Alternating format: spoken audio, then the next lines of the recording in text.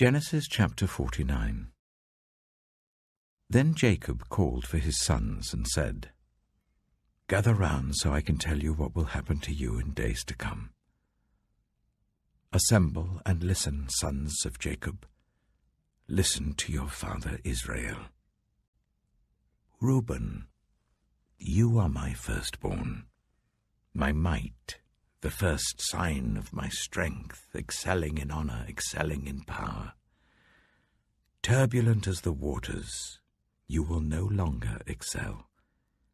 For you went up onto your father's bed, onto my couch, and defiled it." Simeon and Levi are brothers. Their swords are weapons of violence. Let me not enter their council, let me not join their assembly, for they have killed men in their anger, and hamstrung oxen as they pleased. Cursed be their anger, so fierce, and their fury so cruel. I will scatter them in Jacob and disperse them in Israel. Judah, your brothers will praise you. Your hand will be on the neck of your enemies. Your father's sons will bow down to you. You are a lion's cub, Judah. You return from the prey, my son. Like a lion he crouches and lies down like a lioness. Who dares to rouse him?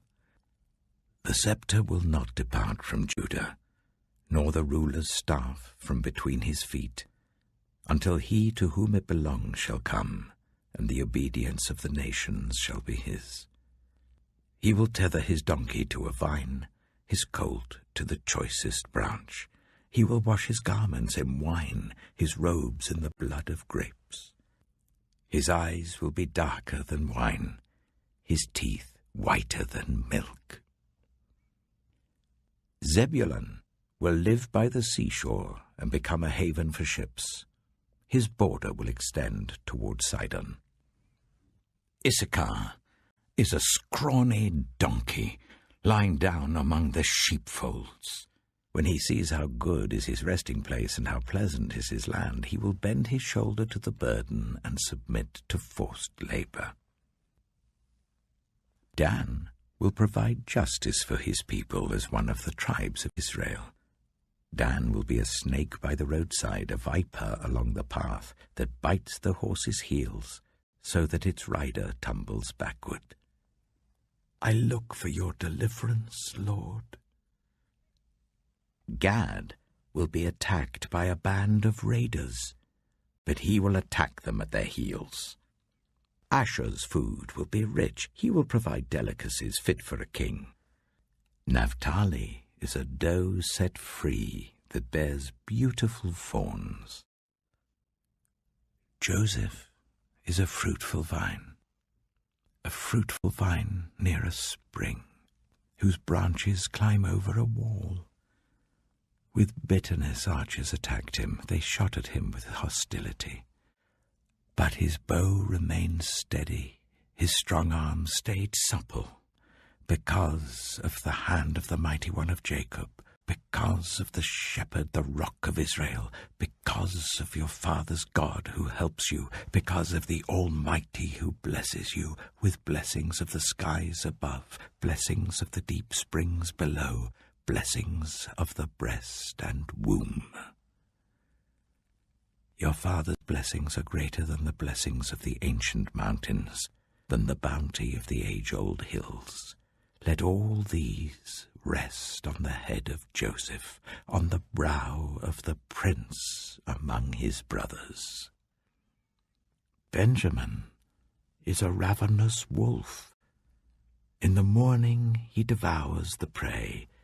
In the evening he divides the plunder. All these are the 12 tribes of Israel, and this is what their father said to them when he blessed them, giving each the blessing appropriate to him. Then he gave them these instructions. I am about to be gathered to my people. Bury me with my fathers in the cave in the field of Ephron the Hittite, the cave in the field of Machpelah, near Mamre in Canaan, which Abraham bought along with the field as a burial place from Ephron the Hittite, There Abraham and his wife Sarah were buried. There Isaac and his wife Rebekah were buried.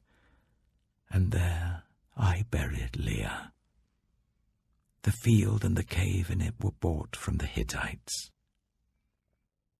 When Jacob had finished giving instructions to his sons, he drew his feet up into the bed, breathed his last, and was gathered to his people. Genesis chapter 50. Joseph threw himself on his father and wept over him and kissed him. Then Joseph directed the physicians in his service to embalm his father Israel. So the physicians embalmed him, taking a full 40 days, for that was the time required for embalming, and the Egyptians mourned for him 70 days. When the days of mourning had passed, Joseph said to Pharaoh's court, "If I have found favor in your eyes, speak to Pharaoh for me. Tell him, my father made me swear an oath and said, 'I am about to die. Bury me in the tomb I dug for myself in the land of Canaan.' Now let me go up and bury my father. Then I will return." Pharaoh said, "Go up and bury your father, as he made you swear to do." So Joseph went up to bury his father. All Pharaoh's officials accompanied him, the dignitaries of his court and all the dignitaries of Egypt, besides all members of Joseph's household and his brothers and those belonging to his father's household. Only their children and their flocks and herds were left in Goshen. Chariots and horsemen also went up with him. It was a very large company. When they reached the threshing floor of Atad, near the Jordan, they lamented loudly and bitterly, and there Joseph observed a 7-day period of mourning for his father. When the Canaanites who lived there saw the mourning at the threshing floor of Atad, they said, "The Egyptians are holding a solemn ceremony of mourning." That is why that place near the Jordan is called Abel Mizraim. So Jacob's sons did as he had commanded them.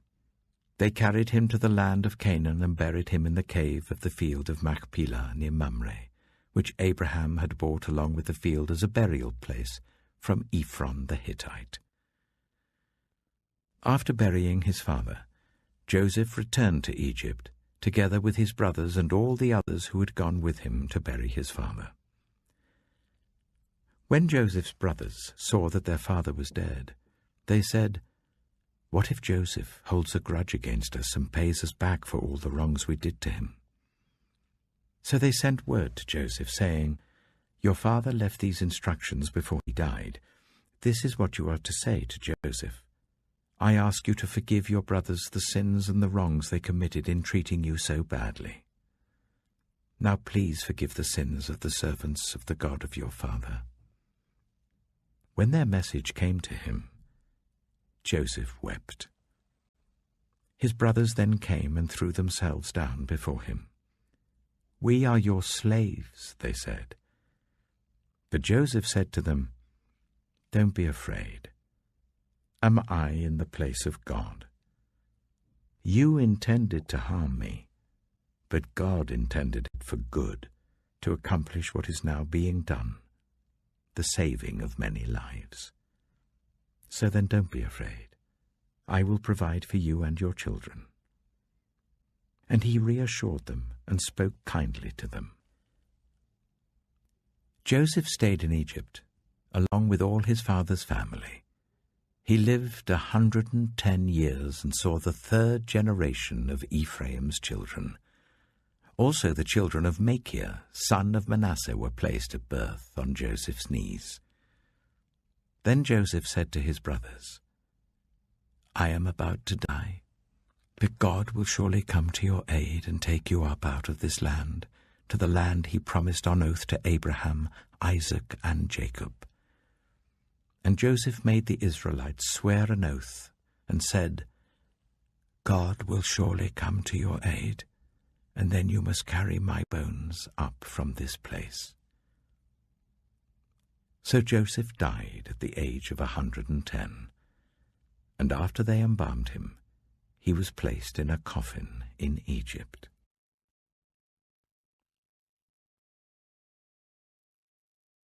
Matthew chapter 14.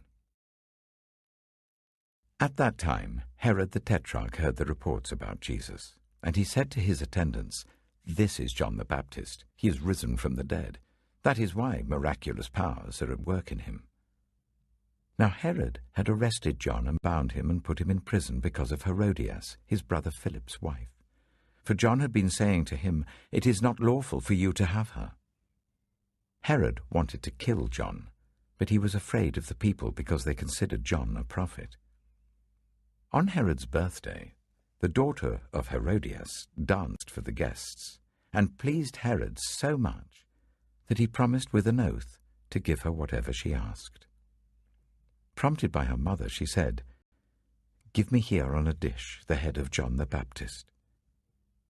The king was distressed, but because of his oaths and his dinner guests, he ordered that her request be granted and had John beheaded in the prison. His head was brought in on a dish and given to the girl, who carried it to her mother.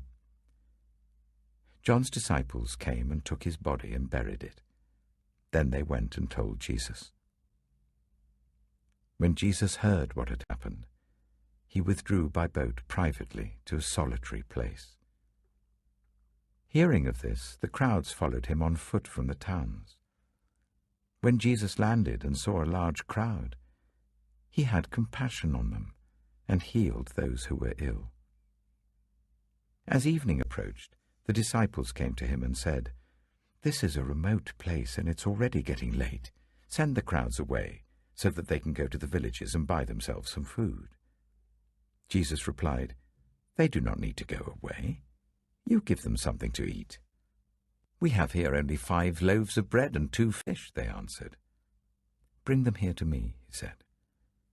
And he told the people to sit down on the grass. Taking the 5 loaves and the 2 fish, and looking up to heaven, he gave thanks and broke the loaves. Then he gave them to the disciples, and the disciples gave them to the people. They all ate and were satisfied, and the disciples picked up 12 basketfuls of broken pieces that were left over. The number of those who ate was about 5,000 men, besides women and children. Immediately Jesus made the disciples get into the boat and go on ahead of him to the other side, while he dismissed the crowd. After he had dismissed them, he went up on a mountainside by himself to pray. Later that night, he was there alone, and the boat was already a considerable distance from land, buffeted by the waves because the wind was against it. Shortly before dawn, Jesus went out to them, walking on the lake. When the disciples saw him walking on the lake, they were terrified.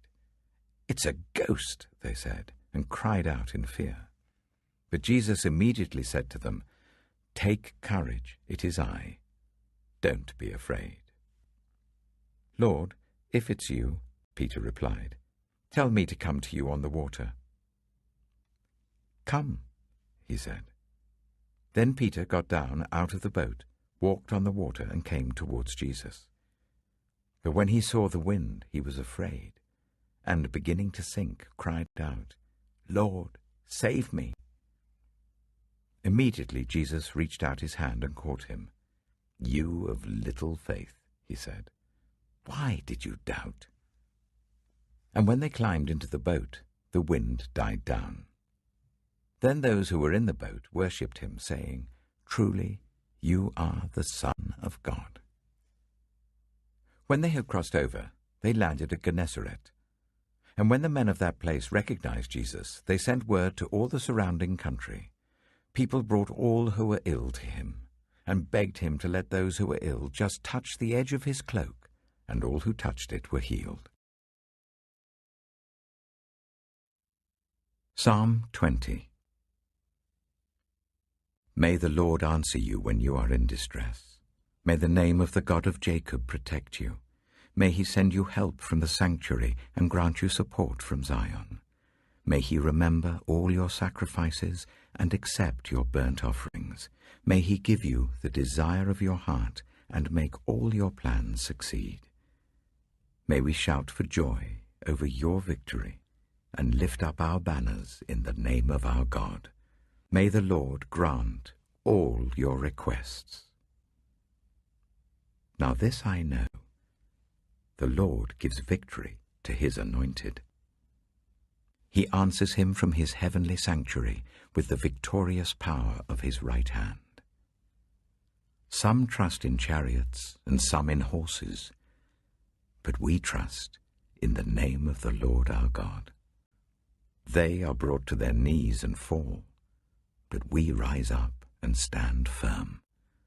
Lord, give victory to the King. Answer us when we call. Proverbs chapter 20. Wine is a mocker, and beer a brawler. Whoever is led astray by them is not wise. A king's wrath strikes terror like the roar of a lion.